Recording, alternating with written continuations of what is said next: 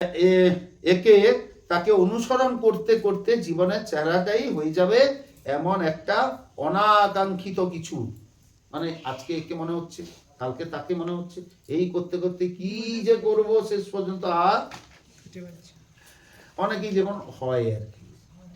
হয়তো ভাবছ তা বলে গীতা শত শত বই পত্রিকা সব রয়েছে, আছে ঠিকই, কিন্তু সেই সবে জীবনের সাফল্যর প্রশ্নগুলি খুঁজে মিলে কি সেই সব বইতে? যেমন ধরুন, প্রকৃতির নিয়ন্তা কে? জীবন কি? জরা মৃত্যুহীন শাশ্বত জীবন লাভের সূত্রটি কি? কথাগুলি শুনে অনেকে বলবে এ তো অসম্ভব, অবাস্তব, কিন্তু না, এটি বাস্তব। আর সকলেই তা পেতে পারে। এক পরম বিজ্ঞান রয়েছে, আর তার সন্ধান রয়েছে ভগবত গীতা। নইলে আইনস্টাইনের মতো বিজ্ঞানী, থরো ইমারসনের মতো চিন্তাবিদ কেন গীতা উল্টেছিলেন? এমনকি বিজ্ঞানী রাষ্ট্রপতি কি নাম, আব্দুল কালাম, কি করতেন? তিনি একজন বিজ্ঞানী, বড় বিজ্ঞানী, এবং আমাদের রাষ্ট্রপতিও ছিলেন। হ্যাঁ, তো তিনি কি, তিনি কিন্তু প্রতিদিন গীতা পড়তেন। এই জন্য তো ভারতবর্ষের ক্ষেপণাস্ত্রের নামগুলো সব ভগবান কৃষ্ণের ক্ষেপণাস্ত্র। ক্ষেপণাস্ত্র বলে উনি জেনেছিলেন বলেই তো ক্ষেপণাস্ত্রগুলোর নামগুলো।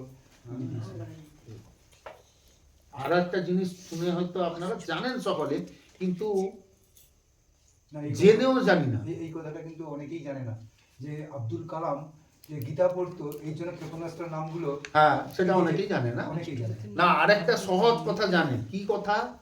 না, আমরা যখন করতে যাই না, তখন কি করে একটা বইয়ের উপরে হাত দেয়, দিয়ে বলবে যাহা বলিব সত্য বই মিথ্যা বলিব না। কিসের উপরে হাত দিয়ে বলে? কেন? আর কি বই নেই নাকি?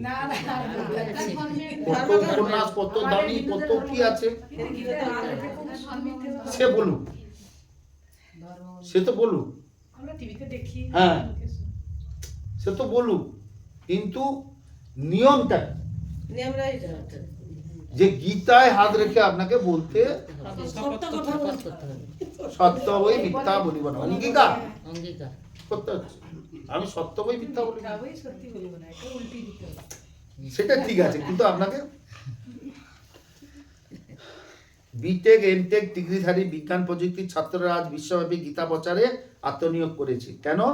শুধু স্কুল কলেজের পাঠ্য বইয়ের মেলে না পরম জ্ঞান, পরম জ্ঞান। তাই স্কুল কলেজ ও বিশ্ববিদ্যালয়ে যেখানে পড়ো, তোমাদের আমন্ত্রণ গীতা বিজ্ঞান শেখো। জীবনের প্রকৃত যথার্থ লাভের পন্থা এটি। গীতা শেখার জন্য অনেকে আবার দাদু বয়স হওয়া পর্যন্ত অপেক্ষা করার সিদ্ধান্ত নেয়। ভাবো বুদ্ধিটা কিরকম? যারা ভাবে যে দাদু ওই তারপর গীতা পড়বো, তাদের বুদ্ধিটা কিরকম? না বহু বলছেন কিরকম? না আয়ু বল ফুরিয়ে যাওয়ার সময় জীবন কিভাবে ব্যবহার করতে হয় তা শেখার মধ্যে কত আর কি লাভ? আপনার জীবনটা শেষ হয়ে গেল, আয়ুটা ফুরিয়ে গেল, তখন আমি শিখবো আমার জীবনটা কিভাবে পরিচালনা করা যায়। তা শিখে লাভ আছে? তখন তো অন্যের উপরে আমরা হ্যাঁ। মহাবীর অর্জুন ছিলেন তখনকার দিনে পৃথিবীর সেরা যোদ্ধা, তাই না? ভগবান তাকেই গীতার জ্ঞান লাভের যোগ্য পাত্র বলে নির্ধারণ করেছিলেন। ভগবান তাকে দিয়েছিলেন গীতার জ্ঞানটা। কেন? আরো তো কত লোক ছিল, এবং সেই যুদ্ধক্ষেত্রে গিয়ে সেখানে এত করে বলার কি দরকার? আমার তো বাবু এখানে বেশ আরাম করে ঠান্ডা ঘরে বসে সুন্দর করে বলতে হতো না? বলেন, যুদ্ধক্ষেত্রে কি বলেছে? কাকে বললেন? না, ভগবান কাকে দিলেন? অর্জুনকে। ভগবান তাকেই গীতার জ্ঞান লাভের যোগ্য পাত্র বলে নির্ধারণ করেছিলেন, কোনো দন্তহীন দাদুকে নয়। দন্তহীন দাদুকে নাকি?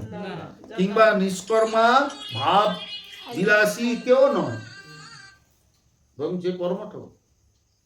সবচেয়ে বড় কথা, তুমি যদি সকলের সুয়ে ভগবান শ্রীকৃষ্ণকে শুরু থেকেই তোমার জীবনের সাথী করে নাও, তাহলে ক্ষতি কিসের?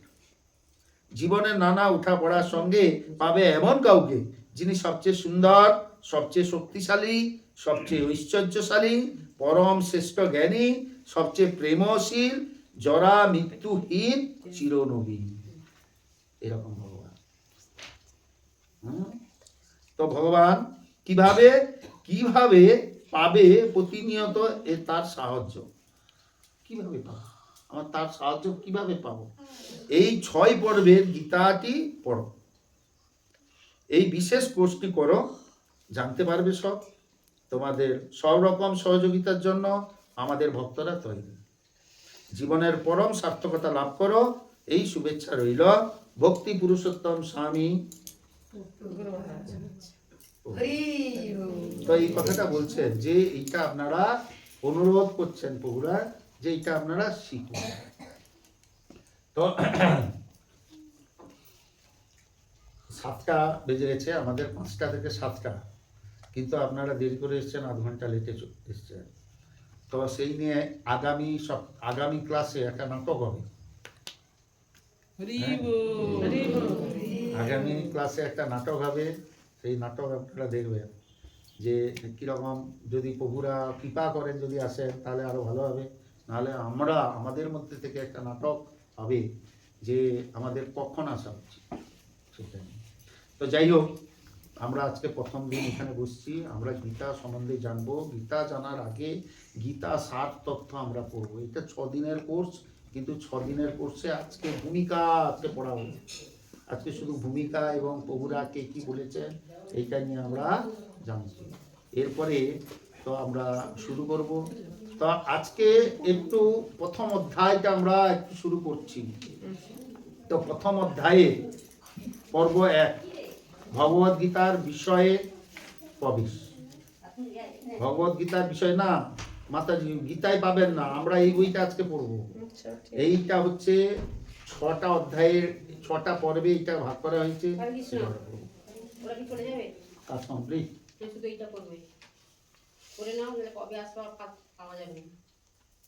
এখানে এখন কি করে হবে? দেরি করলে এত কি করে হবে? 2 মিনিটে হবে তো, আর 5 মিনিট, 5-10 মিনিট দিতে হবে, আবার 5-10 মিনিট। আচ্ছা ঠিক আছে, আপনি করুন, অসুবিধা নেই। একটু ঘ্যার ঘ্যার শব্দ হবে নাকি? ঠিক আছে, করো। তুমি তোমার কাজ করো, আমরা হ্যাঁ, আমরা করব। মনুষ্য পশুদের চেয়ে কিসে উন্নত? আমরা তো মানুষ, আমরা মানুষ তো, হ্যাঁ? কে কে মনে করেন আমরা মানুষ? কই হাত তুলুন সবাই। তা আমরা মানুষ মনে করি? সন্দেহ ছিল মনে হয়। সন্দেহ আছে, যাদের সন্দেহ আছে তারা ঠিক ভেবেছে, আর যারা হাত তুলে দিয়েছে, পিপিড়েটা যেরকম লাইন দিয়ে যায় না, একজন যাচ্ছে তো আরেকজন, তো মানুষ না চলছে। তো সেরকম হচ্ছে মান আর গুণ যার মধ্যে আছে সে হচ্ছে মানুষ। তা আমাদের মান আছে? মান নেই। আমি উমুকের বউ, আমার বাবা উমুক, তাই না? আমার মান। আমি চাকরি করি, আমার গাড়ি আছে, বাড়ি আছে, আমার মান নাই? আছে, হ্যাঁ। আবার হুঁশও আছে। কি হুঁশ? আমি এত বড় সম্মানী ব্যক্তি, আমাকে চেয়ার দিল না, হ্যাঁ, আমি হুঁশ, আমার এটা হুঁশ। কিন্তু কি মান, কি হুঁশ চাই সেটা জানতে হবে। মানটা কি আর হুঁশটা কি, এটা জানতে হবে। হ্যাঁ, যে আমরা যখন ভগবানের দুয়ার থেকে যখন বিতাড়িত হয়েছি, আমরা এখানে এসেছি কেন?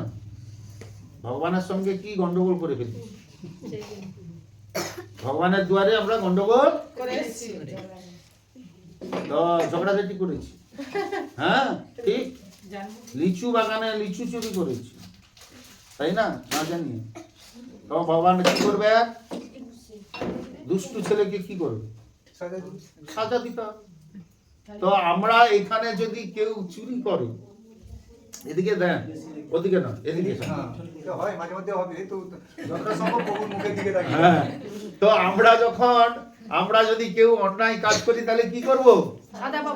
কিরকম সাজা? কাঁথি থানা চলো।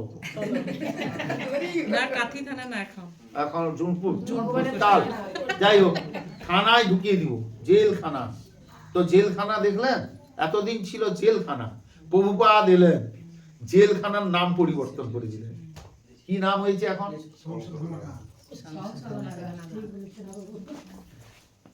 সংশোধনাগার। জেলখানার নাম নেই, সংশোধনাগার। সংশোধন করতে হবে। শুধু খারাপ ভালো নয়, সংশোধন হওয়ার জন্য ওখানে পাঠানো হয়। সংশোধনাগার কথাটার মানে জানতে হবে। হ্যাঁ, সেখানে কেন পাঠানো হচ্ছে? যে আমি আর চুরি করব না, আর যদি চুরি করি আমাকে এরকম পুরা রুটি খেতে দিবে, ড্রেনের পাশে শুতে দিবে, মশার কামড় খেতে হবে, ইত্যাদি ইত্যাদি। হ্যাঁ, তখন বলছে প্রভু আর মারবেন না, আমি আর চুরি করব না। কিন্তু যা চুরি সেখান থেকে ছাড়া পাবে, তখন কি করবে? আবার ঠিক চুরি করবে। আবার চুরি করতে হবে। আর যাদের মান আছে যা করবে। তারা আর যাদের মান হুঁশ আছে তারা চুরি করতে যাবে না। সেই হচ্ছে মানুষ। তো আমরা কি করেছি না, ভগবানের দুয়ারে এরকম কিছু করেছি যা কিনা আমাদের সাজাপ্রাপ্ত হয়ে এই সংশোধনাগারে, পৃথিবী নামক সংশোধনাগারে এসেছি। পতিত হয়েছে। তো ভগবানকে বলে এসেছিলাম, হে প্রভু আমাদের পাতা না, যখন টেনে নিয়ে যায় পুলিশ, কোমরে দড়ি বেঁধে, তখন আমরা কি বলি? ছেড়ে দাও। ছেড়ে দাও বাবু, আর কোনোদিন করবো না। আর করবো না, ছেড়ে দাও। সেরকম আমরাও বলছিলাম, হ্যাঁ আমাকে ছেড়ে দেন, আমি সত্যি ভুল করে ফেলেছি, আর করবো না। বলছে ঠিক আছে, করবে না তো? বলে না, করবো না। বলে, ঠিক আছে। তো ঠিক এসে কি করলাম, এখানে কি করলাম, সব হরে ভুলে কৃষ্ণ। গেছি, ভুলে গেছি। সব কি হয়ে গেছে? হরে তো সব হরে কৃষ্ণ হয়ে গেছে, তো সব ভুলে গেছি। দিয়ে আমাদের যে মান আর হুঁশ সব বিসর্জন কবে থেকে দিয়েছি? হ্যাঁ? জন্ম হয়েছি যবে থেকে, যখন থেকে নয়, যখন থেকে ভ্যাঁ করতে পেরেছি। দেখবেন ডাক্তার জন্মালে, হ্যাঁ, না কাঁদলে কি করে? একটা মারে। হ্যাঁ, পিঠে চাপড়ায়, কাঁদো কাঁদো। আর যত আর যুগে যুগে প্রভুরা আসবেন অবতার রূপে, এসে কি করবেন? যে ভক্ত তৈরি করবেন। ভক্ত তৈরি করে কি করবেন না, আমাদের সত্যিটা নিবে নিবে নিবে নিবে আসছে, কার নিবেও গেছে, হ্যাঁ, সেইটাকে একটু খালি ফোটানোর জন্য, হরি বল। তো একটু একটু ফোটানোর জন্য প্রভুরা আসেন, দিয়ে আমাদেরকে একটু উজ্জীবিত করেন। তো সেই জন্য বলছে মানুষ জীবন। তো মানুষ, মান আর হুঁশ যার আছে সে হচ্ছে মানুষ। আজকে এখানে বললাম যে আগামীকাল এই পড়া করে আসবেন, হ্যাঁ, তারপরে এসে তারপরে ক্লাসে এসে কি বলবে? হয়নি। 3টা হাত বেরোবে। তখন কটা হাত? তিনটা। মানে অজুহাত। বাম হাত, ডান হাত, অজুহাত। এটা নিয়ে টোটাল তিনটা। হাত বেরিয়ে গেল। আমাদের ওই ওই হাতটা হচ্ছে সব থেকে বড় হাত। শক্তিশালী হাত। তাহলে কি না, এই মনুষ্য জীবন ও পশু জীবন। কি জীবন? পশুর সমান জীবন। আমাদের এই মনুষ্য, এই মান আর হুঁশ যদি না থাকে, আমরা পশু পশুর সমান সম, সমান। তাই না? পশু সম। এখানে বলছে প্রথম পর্বে বলা হচ্ছে মনুষ্য জীবন ও পশু জীবনের মধ্যে পার্থক্য কি। পশুও খায় দায় ঘুমায়, বাচ্চারা আর মানুষও সেটাই করে, ভগবানের নাম যদি করে ভালো, না হলে ওই একই মৈথুন, মৈথুন যাকে বলে। আহার, নিদ্রা, ভয়, মৈথুন। ভয়, হ্যাঁ ভয় মৈথুন। আহার, নিদ্রা ভয় মৈথুন। আহার মানে খাওয়া, নিদ্রা মানে, ঘুমানো, আর ভয় মানে ভয় তো ভয়। কাশের ভয়, চোরের ভয়, সাপের ভয়, ঠান্ডার ভয়, তো ভয় সব। হুম? তারপরে সাপের ভয়। হ্যাঁ একে অপরের কত রকমের ভয় আছে। আর কিছু বংশ বিস্তার করতে এই চারটা জিনিস আমরা করে যাই, কি পশু কি মানুষ, প্রত্যেকে আমরা এই কাজগুলো করি, এর বাইরে আর কোনো কাজ করি না। হরে কৃষ্ণ, এর বাইরে আর কি কাজ করি নাকি? আহার, নিদ্রা, ভয়, মৈথুন, এই চারটা কাজ আমরা করি। এবং পশু সমভোগ, হ্যাঁ, পশু ডাইনিং, মানুষ আমরা ডাইনিং টেবিলে ছিলি, আর পশু কাঠের উপরে ঘুমাইতে পা দিচ্ছে রাস্তায় রাস্তায়। যেখানে তো এখানে পশু, তো তাহলে কি হলো যে মনুষ্য জীবন এবং পশু জীবনের মধ্যে পার্থক্য কি? এখানে বলছে পার্থক্য কি, এটা তো সমান দেখছি, যে আমি যা, একটা কুকুর একসঙ্গে জন্ম হয়েছে আমার আর একটা কুকুরের, তো আমি জন্মেছি কোথায়? নার্সিংহোম, তাই না? আর সে জন্মেছে কোথায়? জঙ্গলে কোথাও, কোথাও জঙ্গলে, রাস্তাঘাটে, ইত্যাদি ইত্যাদি। তারপরে আমাকে সেবা শুশ্রূষা করেছে, হ্যাঁ, তো তার মাও সেবা শুশ্রূষা তাকে করেছে। আমাকে শিক্ষা দিয়েছে, কলেজে পাঠিয়েছে, ইঞ্জিনিয়ারিং বানিয়েছে। আর কুকুরের মা তার ছেলেকেও ইঞ্জিনিয়ারিং বানিয়েছে। কিরকম ইঞ্জিনিয়ারিং বানিয়েছে? কিভাবে আক্রমণ করতে হবে, কিভাবে খাবারটা কেড়ে নিয়ে আসতে হবে, সেই শিক্ষাটাও তার মা দিয়েছে না? আর আমিও ঘুমাই, আমি তো গদির উপরে একটা ঘুমাই, হ্যাঁ, আর সে হয়তো একটা কুণ্ডলি পাকিয়ে ঘুমায়, তাই না, শীতের সময়। আর মৈথুন মানে তাদেরও বংশ বিস্তার হয়, আমাদেরও হয়। তার পার্থক্য কিছুই না। তারপরে একদিন সেও হরে কৃষ্ণ, আমি হরে কৃষ্ণ, হয়ে যাবো না? মানুষরা খুব বুদ্ধিমান, পার্থক্য ওইটাই যে আমরা বলতে পারি মানুষ খুব বুদ্ধিমান, খুব বুদ্ধি। তো কিরকম বুদ্ধি? এই যে মোবাইল, কত আবিষ্কার করে ফেলেছে দেখো, হ্যাঁ, হ্যাঁ, লাইট, হ্যাঁ, এসব ঘর টর ইত্যাদি, কত এরকম ঘর। আপনি বাবুই পাখিকে দেখেছেন? তার ঘরটা কোন ইঞ্জিনিয়ার মানুষ বানাতে পারবে? মানুষ ইঞ্জিনিয়ার কেউ বানাতে পারবে তার ঘরটা?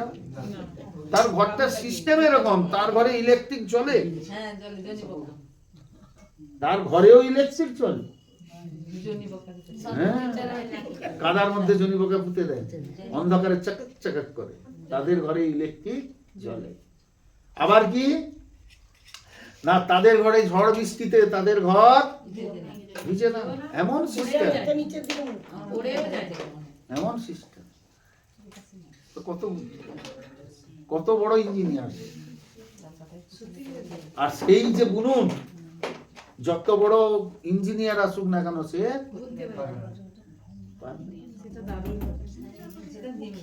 তো এইরকম। তাহলে আমাদের কিসে পার্থক্য, কিসে পার্থক্যটা, কিসে আমরা তো বুঝতেই পারছি না।